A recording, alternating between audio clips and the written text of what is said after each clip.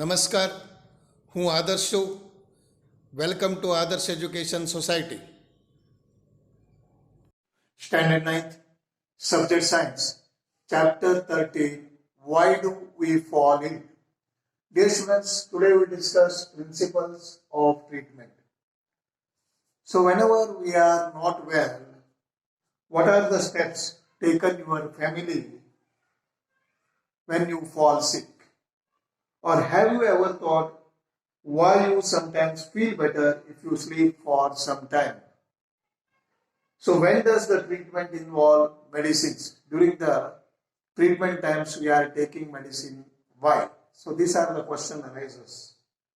So based on what we have learned so far, it would appear that there are two ways to treat an infectious disease.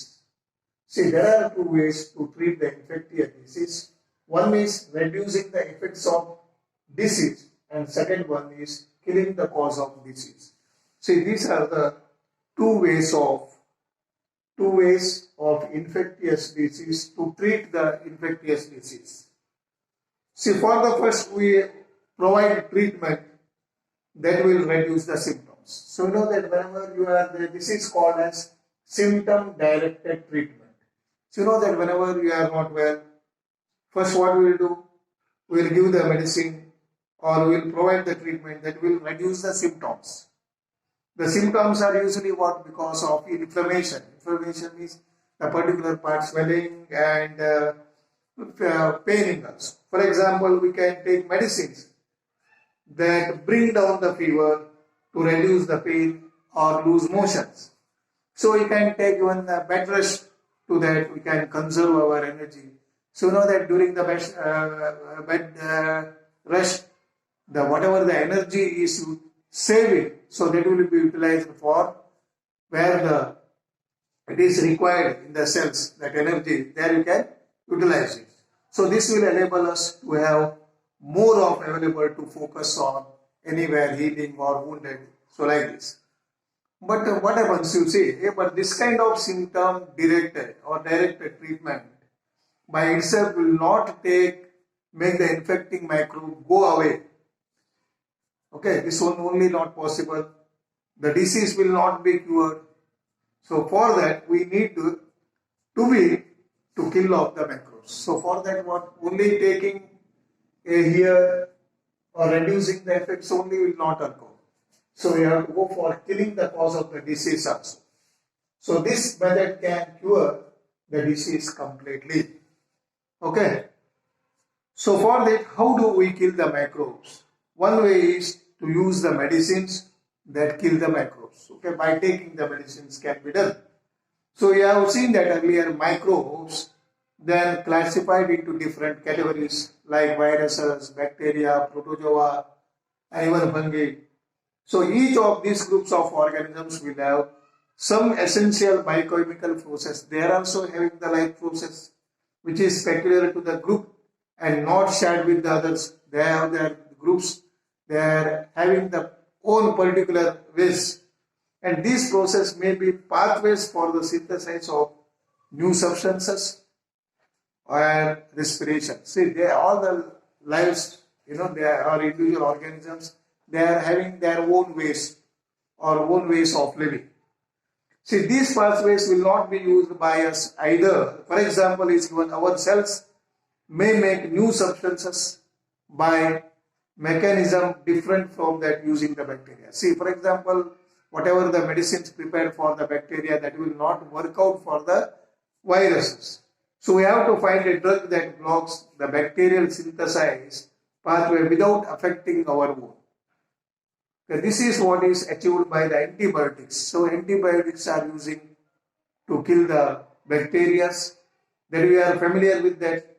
Similarly, these are the drugs that kill protozoa such as malarial parasites. You know that these antibiotics, similarly other drugs that kill protozoa such as the malarial parasite. So okay. So one reason is that, but all the diseases, they are having their own ways, own living.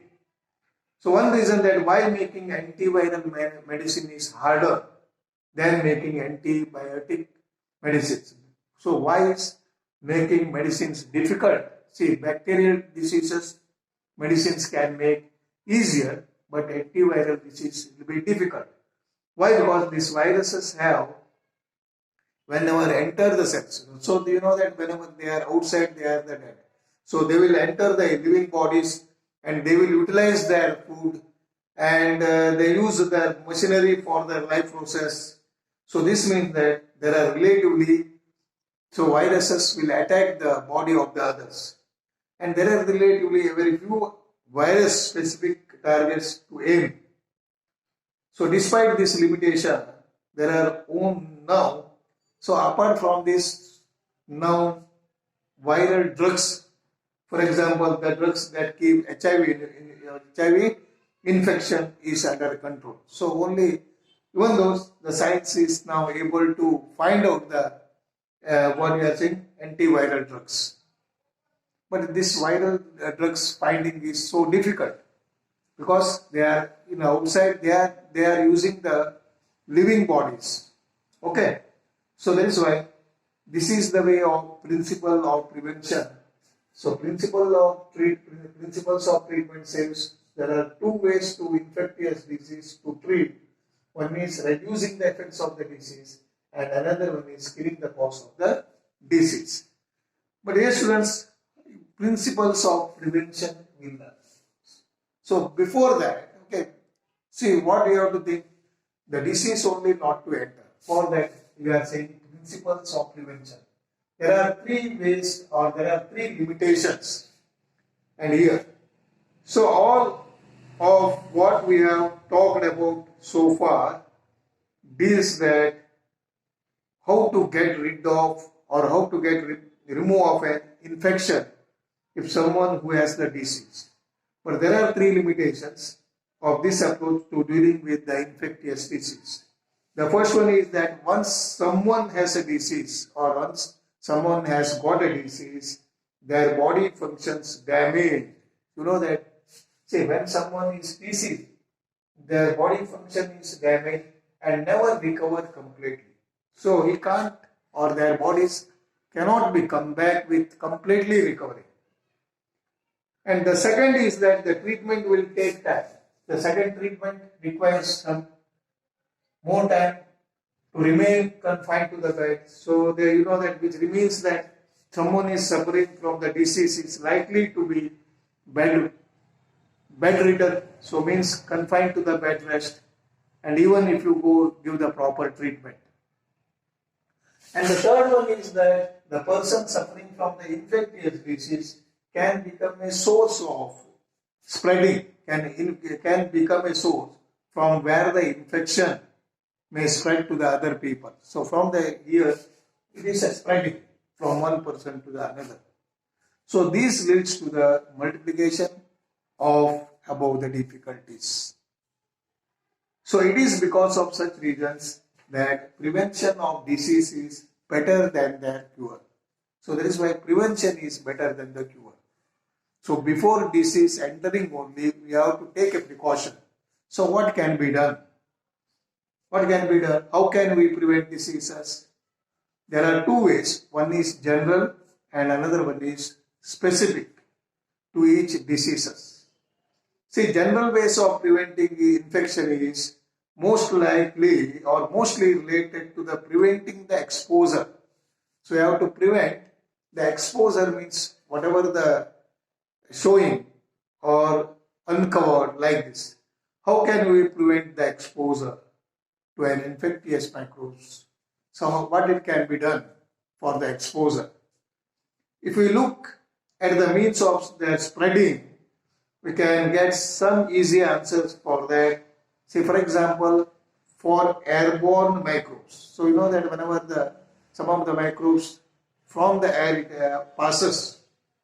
So we can prevent exposure by providing the living conditions that are not overcrowded. So it means that we should not go to our person or not to go for any crowded person, any crowded areas, so that the disease can be prevented. And so in this way, airborne disease can be prevented. or controlled, exposure can be controlled. And for waterborne diseases, safe drinking water, providing the safe drinking water so that waterborne diseases can be or exposure can be controlled. So this can be done by treating the water to kill any microbial contamination. So means they're using the safe water, means killing them all the types of microbes, okay, or bacteria. Next one is for vector-borne infections. For vector-borne means that flies or mosquitoes. So we can provide clean environments. So if the environments anywhere dirty waters standing, that is the good place for breeding the mosquitoes and even the flies. They will get breeding or their generation will increase. So that is why the area or our surroundings should be clean. So okay, so this would not, for example, all the mosquitoes breeding. In other words, public hygiene is one of the basic key to the prevention of the infectious diseases. So these are the ways. These are the three ways. These are the three limitations. We can control the exposure of the disease. Okay, got the ideas? So in addition to this issues that relate to the environment, there are some other general principles to prevent the infectious disease. So what is to appreciate those principles? Let us ask a question we have not looked at so far. So we have not looked so far. See, let us now. Normally, we are faced with the infections every day. Okay, suppose due to the infections. If someone is suffering from the cold, okay, you know that someone is suffering from the cold and cough in the class. Okay, suppose you think that any your friend or anybody will get the cold or cough in the class. Then, is it likely that the children sitting around will be exposed to the infection?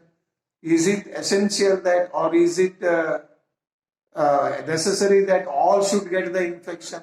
Not like that. Only few of them may be or in getting the infection or exposed to the infection, but others may not be also. But all of them do not actually suffer from the disease. So why it happens? Why it is? Because the most important factor is your immune system. If our immune system is strong, so then we can be, so the diseases will not be passed to the particular person.